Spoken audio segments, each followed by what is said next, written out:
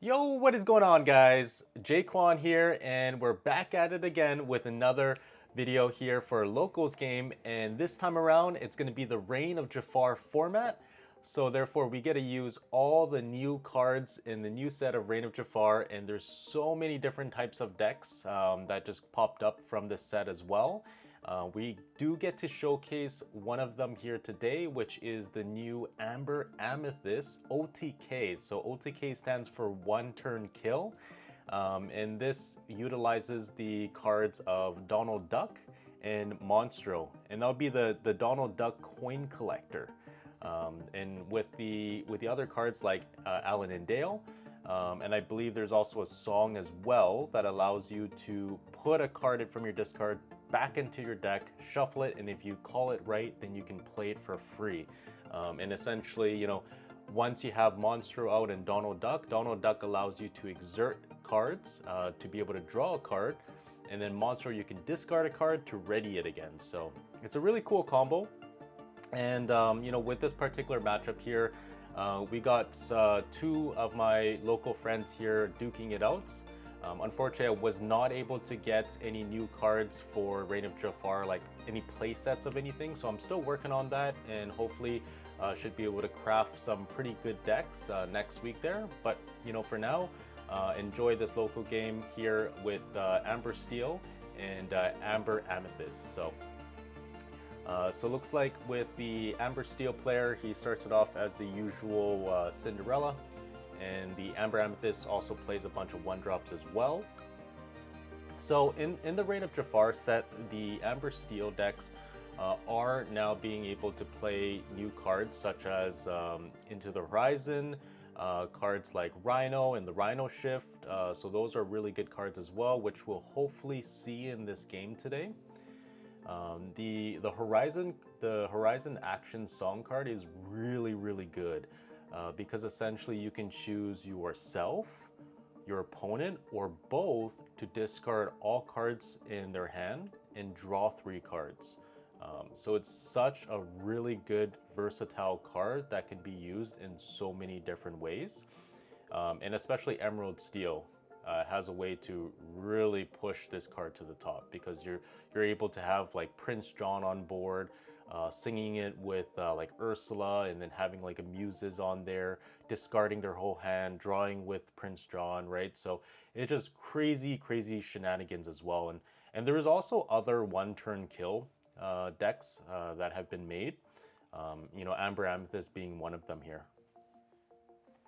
So again, super exciting stuff. Like, we're super early into the format, right? Like, this is the going to be week 2 of Reign of Jafar.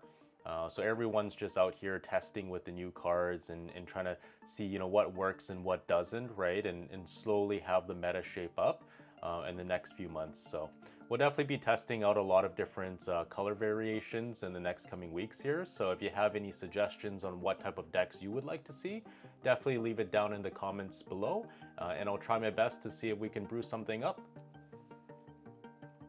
All right, so with this, looks like right now there's the Peter Pan Shadow Finders. So that got dropped, took out a Cinderella. And then we also have Miss Bianca being dropped. So Miss Bianca allows you to play it for less cost if you control an ally character on board. And it's a super great card. Like, it doesn't quest for much. It is a very big character. I believe it's 5/5. But most importantly, it is going to be a 5-cost singer, right? So it's going to be able to sing Whole New World. And again, just also survive a lot of different challenges. Because, when it comes to like Amber Steel, especially in any purple matchup, like, you want to be able to challenge into a lot of their characters to stop them from questing. And that Bianca there is going to be able to, stay alive for quite some time, at least 2 challenges, right, before it gets banished.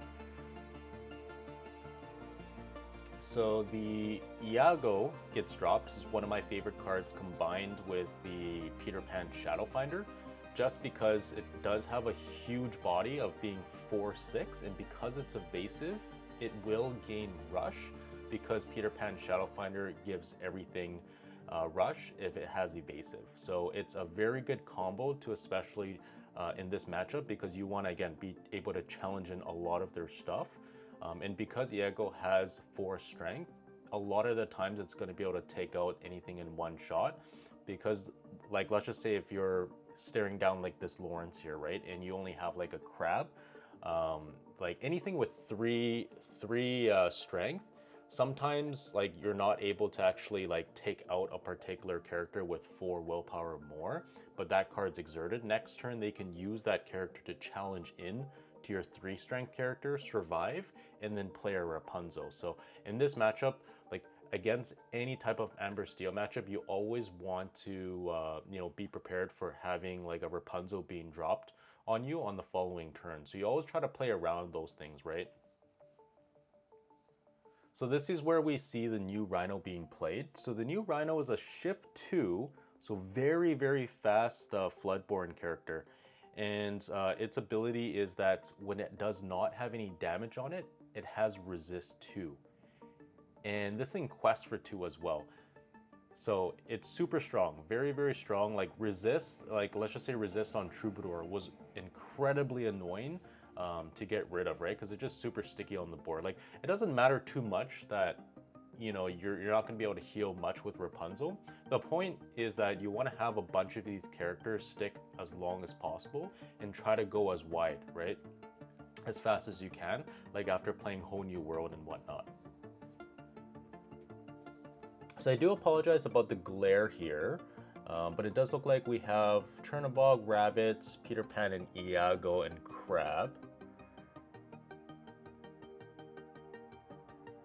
Which is going to be sung with the Rhino, and then the Bianca is going to sing Whole New World, refreshing both players' hands to 7.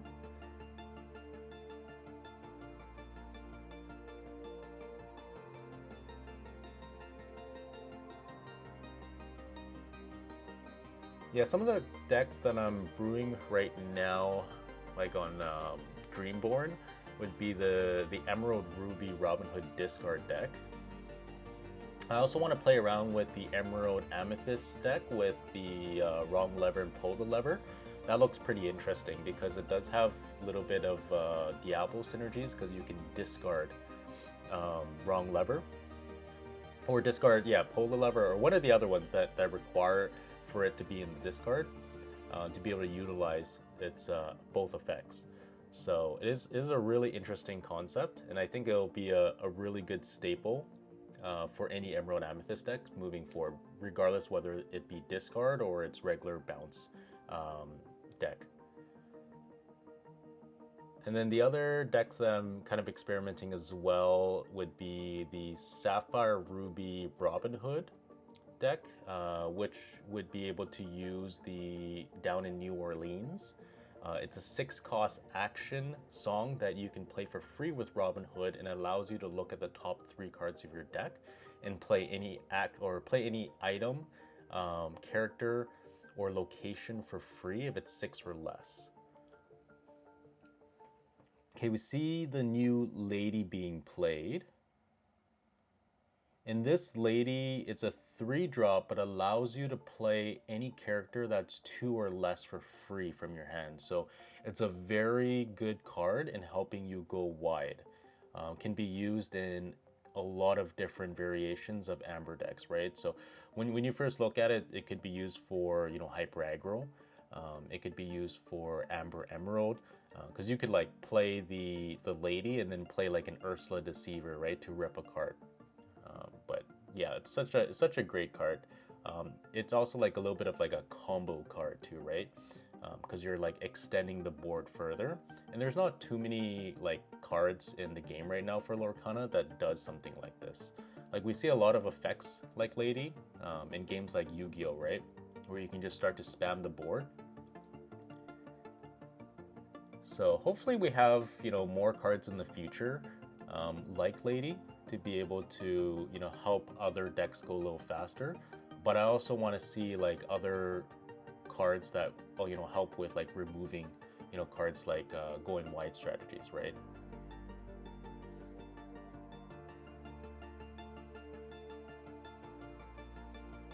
All right, so it looks like the Amber Steel player is going pretty wide. Now keep in mind that when it comes to the Amber Amethyst colors, there isn't too much that you can really do in terms of like board wipes or single target removal. So we do see another Peter Pan dropped. It is going to be very crucial again because eventually we're going to want to go wide as well, be able to take out a lot of his characters with our evasive characters that are able to gain rush from Peter Pan. And then we can also utilize cards like, Madam and Fox that just got played, and then there's also like Crabs as well, right? So we just want to be able to control the board as much as we can, be able to build up our inkwell, and hopefully be able to slowly gain back that momentum and then push for more and more lore gain the later the time goes. And again, like the later the game goes, they'll be able to set up the OTK combo hopefully with the Donald Duck, Monstro, in that song as well.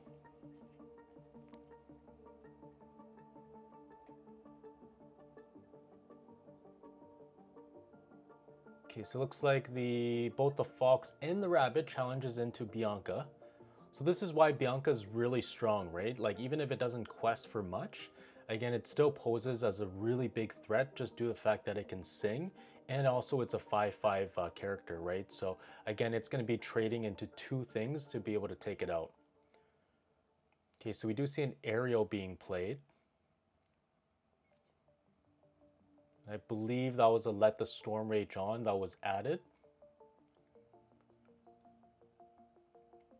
And this is exactly what the Amber Steel player is looking for because he wants to be able to take out that Peter Pan Shadow Finder right there, right? So you want to be able to sing your characters, take out the opposing characters, and then start questing with your 2 questers or higher. And especially dropping Pete in this case does actually lock the opponent out from the OTK combo as well.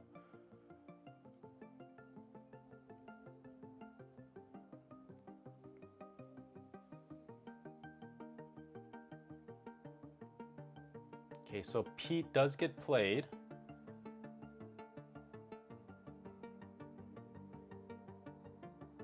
However, I do believe that the Amber Amethyst player is at 7 ink, meaning that they could potentially drop a Monstro as well and could take out a lot of their characters.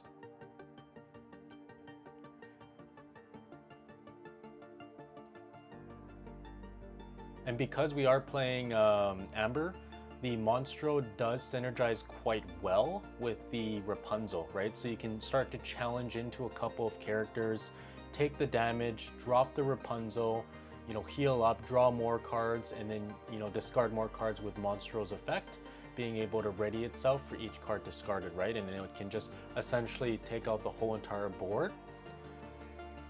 So Monstro is just like a really strong card. Like it's a really good like board wipe essentially for Amethyst decks, and I'm super excited to test around Monstro in like Blurple and Ruby Amethyst. So we do see a Monstro being dropped. So again, looking at the stats, this thing's 6/8. So this thing can one-shot any character, and it does have a lot of willpower, so it is going to be able to take out at least 3 things. So as you can see here, it does exactly what I mentioned earlier, where we're discarding, we're readying Monstro, and then now we're challenging into his characters. So the Amber Steel player luckily only has 3 lore on the board. So the Amber Amethyst player has plenty of time to just gain control of the board state again, right? Following turn could drop Rapunzel. You could also play like Belle, the Shift Belle, to be able to move damage characters or damage counters around. So there's plenty of ways that Monstro can synergize with those types of abilities. So, okay, so he did try to play We Know the Way, but the Pete was played last turn, so he did take that card back since it isn't able to be played there. Okay, so he let the Storm Rage on, taking out the Monstro. And playing the Zeus and taking out the Peter Pan Shadow Finder. That's insane. It looks like there's a Whole New World as well. So I think that area will probably sing Whole New World. Nope, we're just gonna go straight in for the quest, okay. Yeah, because I guess you don't want to whole new world your opponent into getting another Monstro, and then again, like it's going to take everything out again. And then also on top of that, you have so many cards to use Monstro's ability with. All right, so the Donald Duck got played. So again, Donald Duck's ability is that every single one of your characters has the ability to exert itself to draw a card. So the combo is that you have the Donald Duck, you have the Monstro. The Monstro exerts itself to draw a card from Donald Duck's ability. And then essentially you keep discarding every single card that you draw until you find We Know the Way. Then you also need to set up the Alan and Dale, because Alan and Dale is going to allow you to gain 1 lore every time a song is played, right? So then what you do is that you discard a card, ready the Monstro, play or sing the We Know the Way for free, and you have to make sure that you are drawing every single one of your cards until there's no cards left in your deck. This way you can put back We Know the Way onto the deck. It's going to be the only card. You're going to reveal it. If you call We Know the Way, because it has the same name, it gets played for free. So again, as you can see there, that's going to be the loop, right? So you play for free, and then you pretty much just call We Know the Way every single time with Alan and Dale, and then you're going to be able to just keep gaining lore until you win. So that's why Pete's also very crucial in this matchup as well, just because Pete is able to stop any actions from being played, right? So there's plenty of ways to stop this one-turn kill, unfortunately.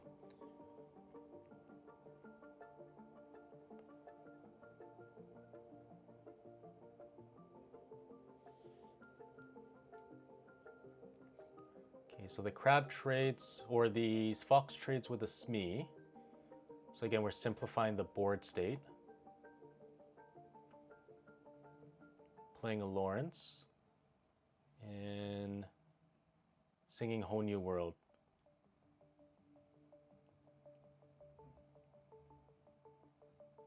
This is also a really dangerous matchup as well for the Amber Amethyst player, because if, let's just say you still need like 1 or 2 turns to set up for the OTK, and let's just say you have drawn quite a bit of cards from Donald, you might be at a risk of being decked out from Whole New World. So in this matchup, you have to keep that in mind, right?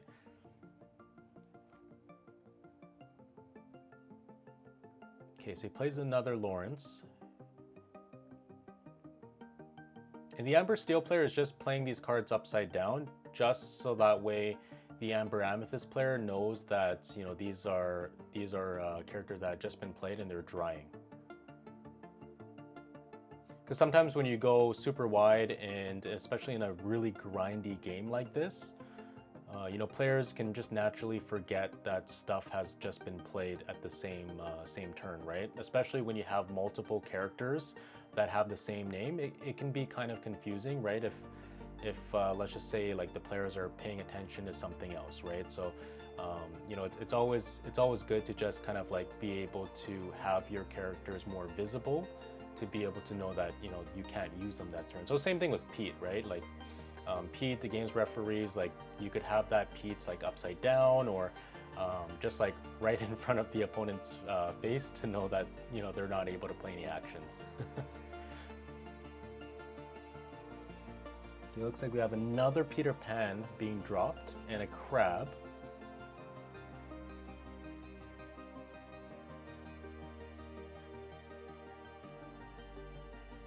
Next turn, we can probably see a bunch of Amber Steel characters being dropped because the hand has been replenished by Whole New World.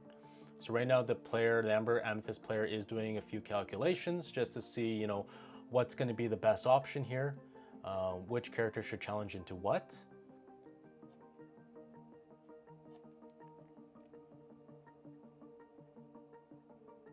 Unfortunately, he did also need to challenge in with the Donald Duck, just because it does have pretty high stats, but it is needed for the combo, right? So yeah, like in this particular deck, like you have to navigate through the board state pretty well to be able to pull off the combo, I feel like. But I would say like these types of decks are really good surprise factors to you know take into large scale tournaments if people haven't thought of the deck yet, right? Because a lot of times it just looks like you're playing like hyper aggro colors, and then until you realize that you know they're not. And a lot of times, like when it comes to these types of combos, sometimes like players they don't know too many of the cards, or maybe some of the new cards, right? So a lot of times they don't know what exactly your game plan is. But a lot of times, like let's just say even if you do pull off an OTK like this, the opponent is going to realize what exactly you're trying to do on game two and perhaps even game three. So a lot of times I feel like you know it's just a lot of work, like high risk, high reward type of thing, right? But hey, we're recording this game for the memes. You know, luckily for us, we had a friend who was able to make the Amber Amethyst deck and hopefully be able to showcase you know what the deck's capable of here, right? And we haven't had too many like OTK decks, quote unquote, in the game of Lorcana as much as like other games, right? Like Magic the Gathering has like one turn kills, Yu-Gi-Oh has one turn kills. The only other OTK I believe that was more well known was the Beast, the Green Beast, being comboed with like the Bayou and like Sheriff Nottingham to like keep pinging stuff and then be able to ready itself.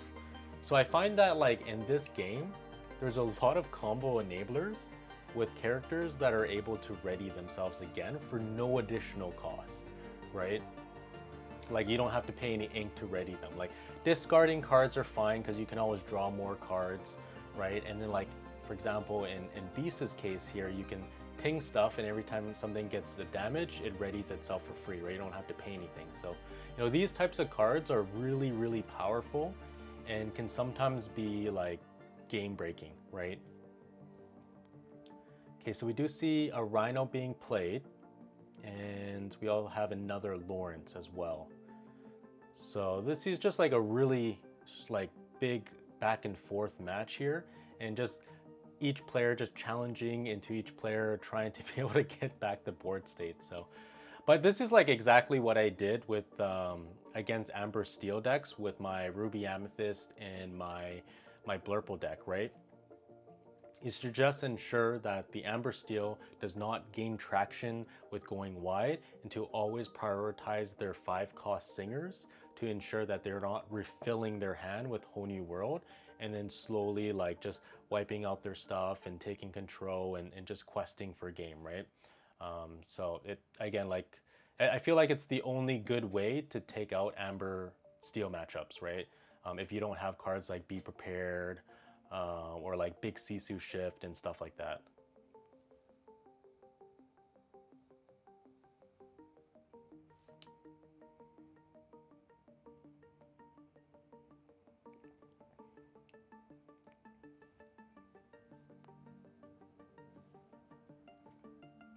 But yeah, it's nice to have a recorded game of you know other people playing that you know we can commentate over. Just because it's nice, like I don't know exactly you know what's going to happen. Like I'm watching all this stuff for the first time. And this is the first time I'm actually seeing the Amber Amethyst OTK deck in action. So I apologize if I don't know too much about like the new card names and like what exactly the strategy is for like mulliganing and stuff like that. Because again, like the meta is just brand new, right? Like it's only the second week of Reign of Jafar. But that's also like really fun too, right? Just to see like new stuff and just kind of like put together the puzzles of like, oh, okay, like the opponent's trying to do like this particular combo, and you can kind of like get an idea of like what cards they're playing, right?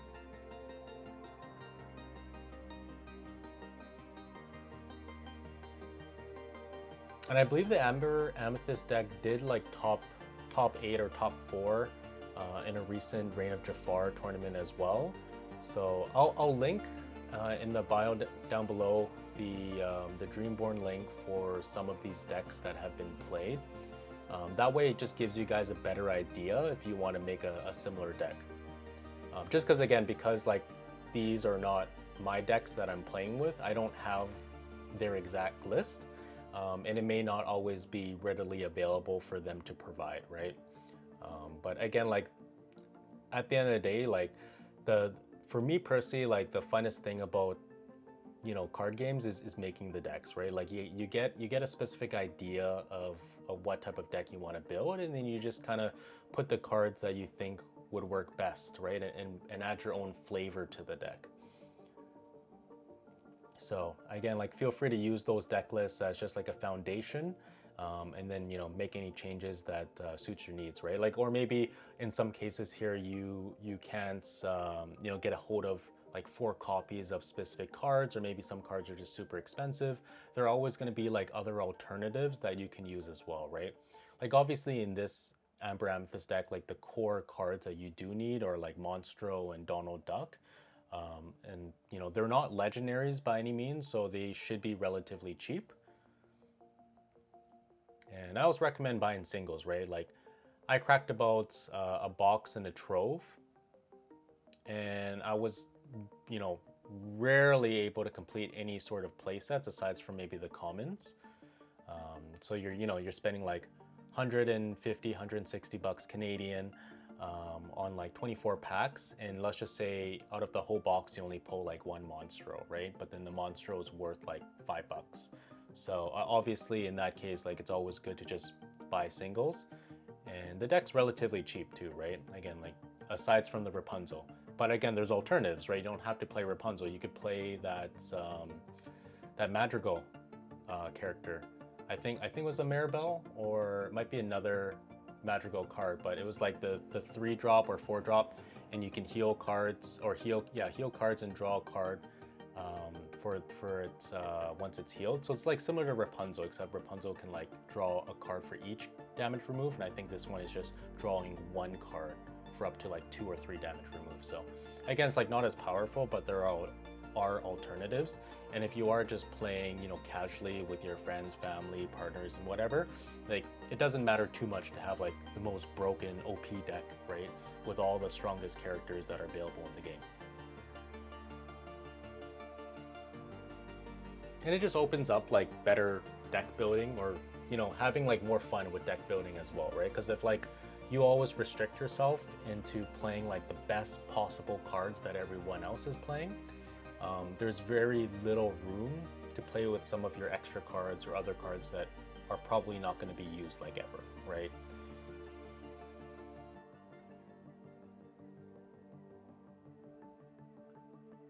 But yeah, enough of me rambling on. Let's get back to the game here.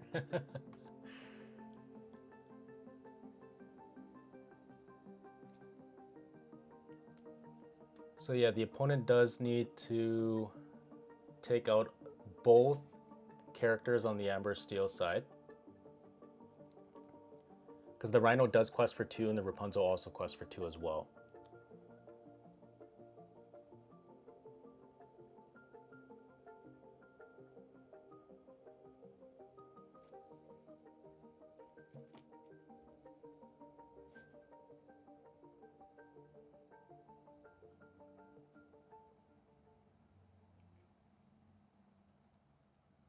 Inking a monster, I'm playing a lantern, and then, okay, yeah, so we're just trying to go as wide as possible, because next turn it'd be like 1, 2, 3, 4, 5, 6 lore. But the opponent's in top deck mode, plays a Bianca. Bianca is only going to be able to quest for 1, so it doesn't matter if he takes it out or not. So as you can see there, right, like the Amber Amethyst Steel player, or Amber Amethyst player, was just able to win through attrition, right? Their stuff is obviously quite big in terms of strength, being able to take out a lot of the Amber Steel player's characters, which is a little weaker.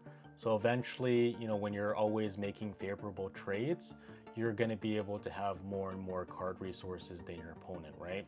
Because again, Whole New World is a double-edged sword. Yes, you are able to gain a full set of 7 cards, but you're also giving your opponent a full set of 7 cards as well, right?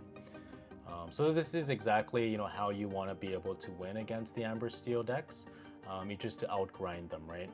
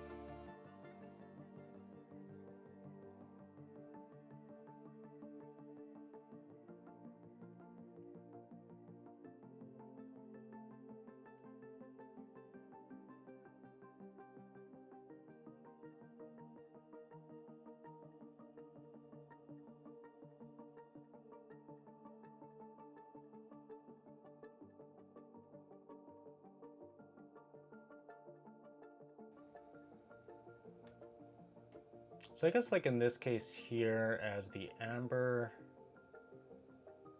Amethyst player, personally for me, I'm probably going to be mulliganing for just rush characters early in the game. Especially because I believe now they will be going on the draw. So finding Peter Pan Shadow Finder is good. Madam Mim Fox could potentially be good, but I don't necessarily like it as much, just due to the fact that, you know, you do lose a little bit tempo, just the fact that you have to bounce one of your own cards back to your hand. So like my preference is to always play a crab as a 3-drop, giving like a Diablo that boosted strength, right? Okay, so he starts it off with a Rhino, meaning that he could potentially shift 2 for next turn. And I guess with that shift 2, it does become like a really good alternative to when rotation happen and the Queen shift line gets rotated out. The only downside though is that Rhino shift, the power hamster, like doesn't have like it's not a 5 cost, right? So it is a 4 cost. It is able to sing stuff like Zeus, but not so much in terms of like turn 2 whole new world.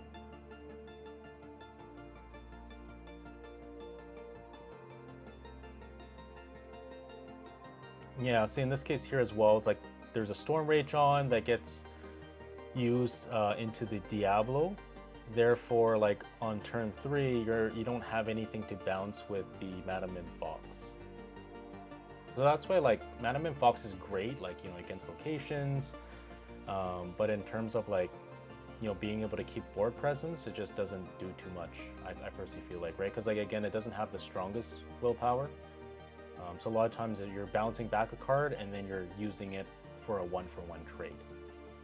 But don't get me wrong, like Madam Mim Fox does have its utilities and it's very good against Troubadour as well. It looks like the opponent just like massively doing like hard control right now in the Amber Amethyst, just not letting anything stick at all. And now the Bianca gets played on turn 4. So that means next turn, if that card in the hand is a whole new world, he's kind of cooked, right? The Amber Amethyst player is kind of cooked. Plays a Peter Pan, challenges into the Rhino. I did see a World's Greatest Criminal Mind. I think I personally would have played that. Yeah, because see, there's a whole new world. Like, yeah, the opponent would like hard cast the whole new world next turn if Bianca was gone, but he would still have like Troubadour, the Ariel, and the Rhino, right? Now he just like replenishes hands and have more songs to sing, being able to like take out more characters. Yeah, I really wonder what it's going to be like come Fabled in the rotation, because a lot of the strongest songs that we have right now are all going to be rotated out, right? Like Strength of a Raging Fire, got Storms, you know, let the Storm Rage on. And Zeus, I believe as well, will get rotated out. Obviously, you know, it hasn't been confirmed which ones are being reprinted yet, but I have a feeling like a lot of these cards are not going to be reprinted. And if they were to be reprinted, some of the more broken like singers, most likely not, right? Like maybe the Ariel from first chapter that allows you to get a song in the top 4 cards of the deck. Like I don't really see that card, I feel like, not being reprinted, because there was recently like the starter deck from Fabled being I guess like previewed, and you can see like an Ariel there, but I think that one's like the 7 cost singer.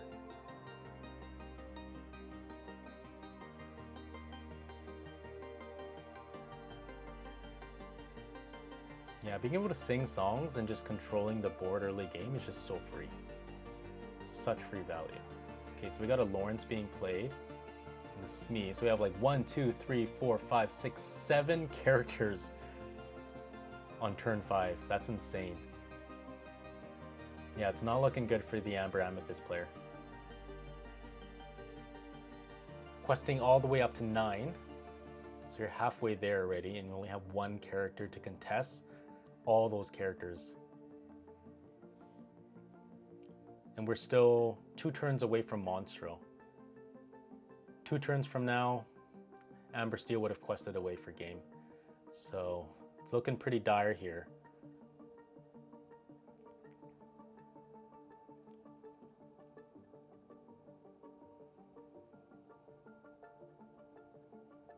Yeah, and I think it was confirmed too that the whole new world promo for Worlds is not going to be part of the rotation. So meaning that it's only going to be standard and Infinity, or legal and in the Infinity format.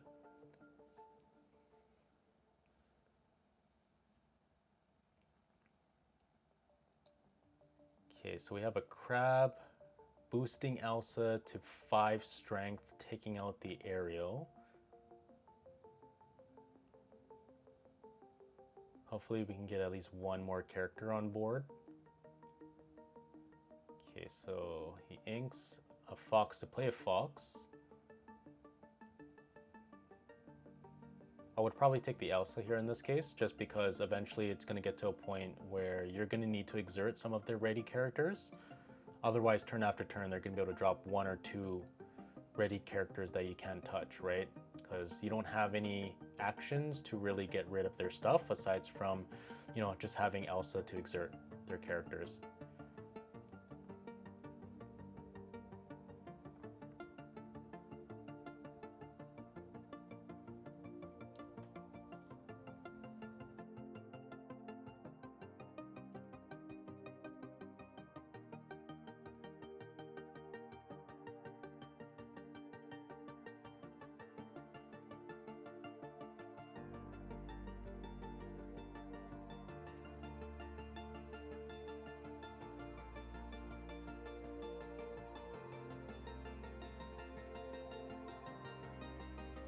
So you got 1, 2, 3, 4, 5, 6, 7, 7 lore on the Amber Steel side. 8, 9, so potentially going to 18 next turn. No, possibly winning next turn if he quests with everything right now.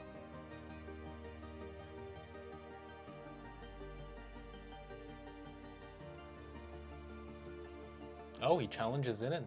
Okay, interesting.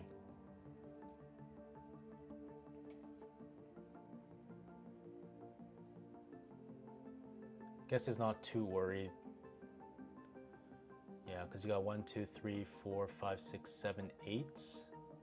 There might be another character on the far left.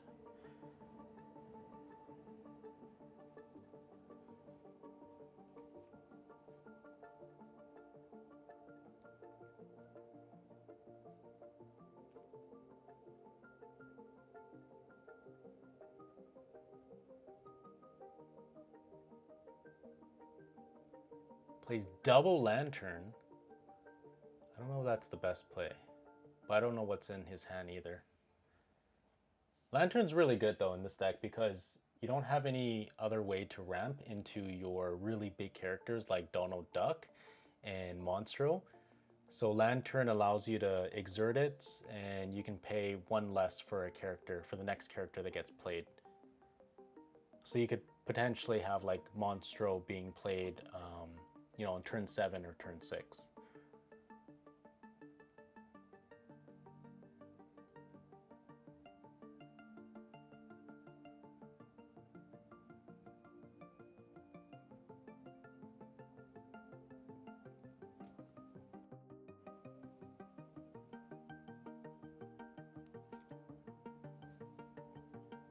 So we're inking the Elsa, playing World's Greatest, taking out Bianca. So we have 1, 2, 3, 4, 5, 6, 7.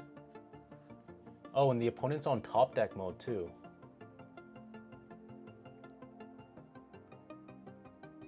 Oh, I think he was trying to play the Lantern to set up for a Monstro play.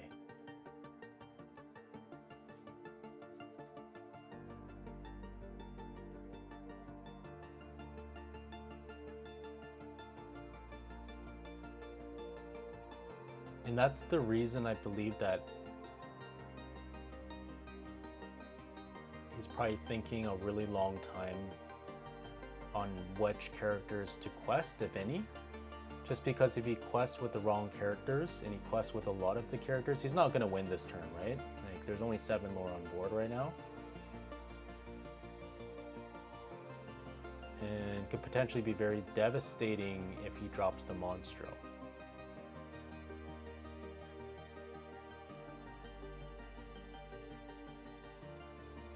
And I personally feel like as long as the opponent is on like 16 or 17 lore, and you board wipe them somehow, you're in a pretty safe space to catch up, especially if you can start dropping like 2 or 3 things a turn, and then, you know, play Elsa, bounce Elsa, you know, stuff like that.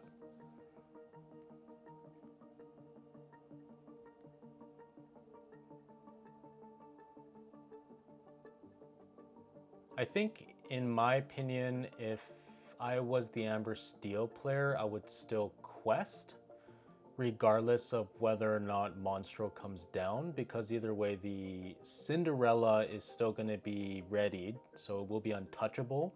If the opponent plays like Monstro, he's not going to be able to play Elsa at the same turn. So let's see if Monstro gets dropped. Yeah, so Monstro does get dropped. Nothing for him to challenge right now, but could potentially help him set up the OTK next turn if he has the right cards. Okay, so we're playing Chernobog.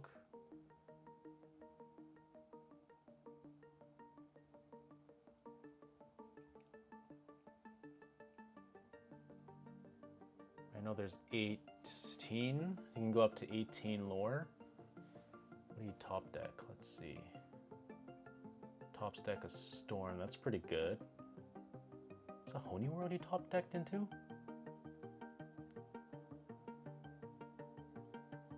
No, that's not Honey World, is it? Oh, he won't be able to sing Honey World anyways, because none of his characters are a Singer 5.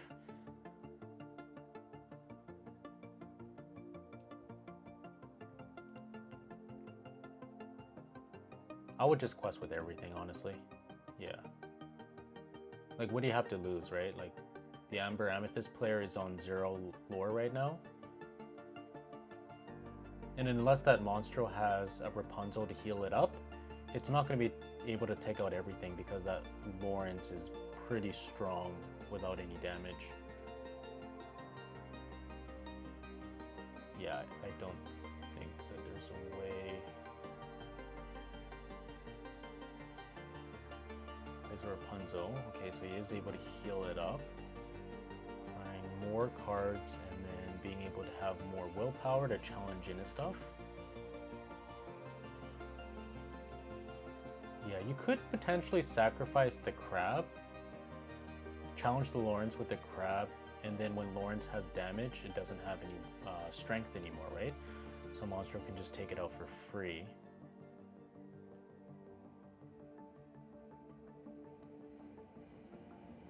The only problem as well is like Monstro is going to be pretty costly with all the cards that you could potentially be discarding. Okay, so you could... Okay, that works, that works.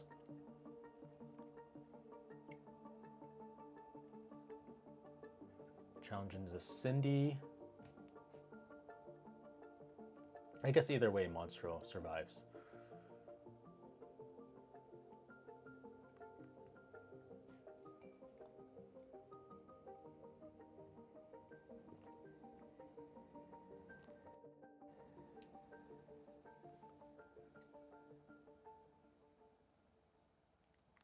Plays a Rhino. So you got to take out the Rhino. So you have to have Elsa or bust. It's Elsa or bust right now.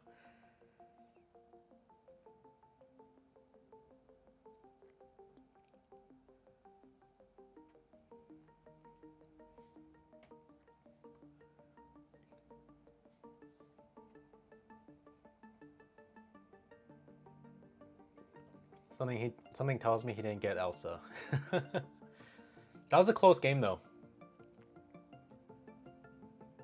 Yeah, there's nothing you could possibly get right now. Another Lantern playing Diablo. Yeah, it's GG's.